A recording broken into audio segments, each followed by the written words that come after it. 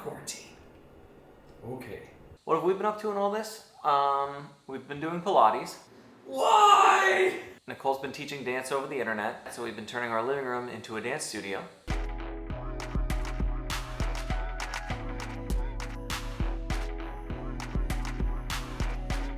It's day 8 of us not leaving the apartment except for groceries and vet visits. This is baby X. She likes to be in the bag, but we like to hang out with her, so she sits in the middle of us on the couch in the bag. Yeah, and now she's an internet superstar. She's definitely gonna go viral. Just like COVID-19. We thought we'd just answer some questions because we get questions all the time. What is your favorite subject? That's the whole question. I have no idea. What would be your Harry Potter Patronus? Probably a snow leopard. Oh man, that's the best answer. I know. What dancers did you admire growing up? Baryshnikov obviously was one of them.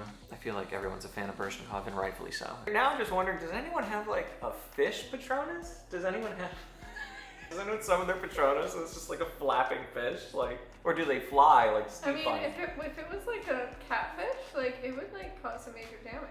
What TV shows have you been watching? We've been binge watching Brooklyn Nine-Nine and also Bob's Burgers. Have you ever been quarantined before? I'm gonna go with a catfish then. Okay. Because it could cause major damage to those dementors.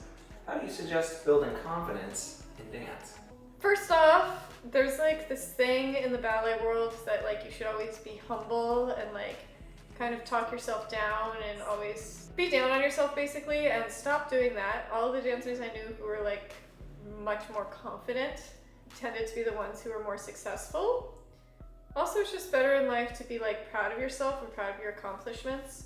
Something I work on a lot with my students is when they're saying negative things about themselves, I make them turn it around and try and come up with something positive to say about themselves. I talk about how you should be your own best friend.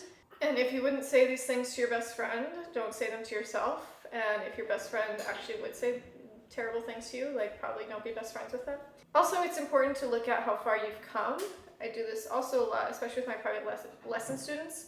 They're so focused on their goals and where they want to be, it's hard to look back and see the progress they've made. So sometimes we do take a few minutes to go over, like, look at this improvement you have here and this improvement you have here. Like, we can still have our goals, we can still always be working to be better than we were the day before. It's important to recognize where you were and where you are now and to be proud of yourself. Also, if you have a teacher who tears you down, find a new teacher.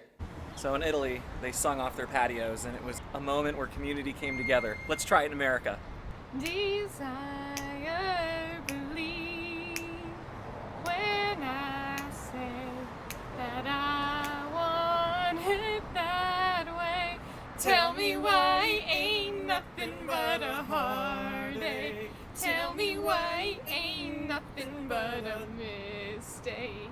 Tell me why I never wanna hear you say I want it that way. Nothing. It was just us. Nothing. Just us. Wow. She liked it. She liked it.